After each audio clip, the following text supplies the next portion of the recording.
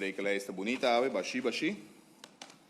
Sei que me não está seré também, para o senhor não está bem, democraticamente. E assim também não está será a primeira ronda, para o qual está a reunião ainda. Sua excelência, prominência, tem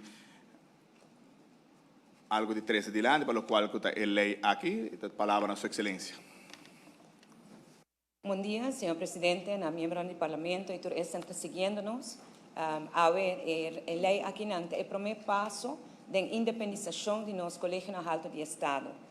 Raad van Advies, vou bisa é primeiro, nós espera de finalizar o trabalho com a Algemene Rekenkamer também para independizar mais ainda, parlamento também, sei que um trabalho que nós guarda de parlamento para nós por ancar essa aqui da lei, ojalá que nós porque naquela também que ombudsman e agora vou bisa que nosso Colégio Nacional de Estado tem a força e independência necessária para por fazer um trabalho independente de que o governo pensa sim ou não. Me quero agradecer ao Parlamento por sustentar para a lei aqui não, significa hope, é sinal também para a Raad van Advies como Colégio Alto de Estado de respeito que o Parlamento tem para nós. Machadaki.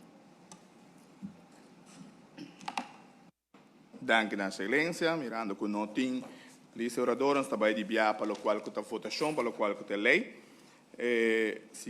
Nós estamos votando a lei e tem nota de câmbio que acompanha isso aqui também. Pergunta está a necessidade de hoofdelijke stemming. Não tem necessidade de hoofdelijke stemming e lei a ser aprovada unanimemente.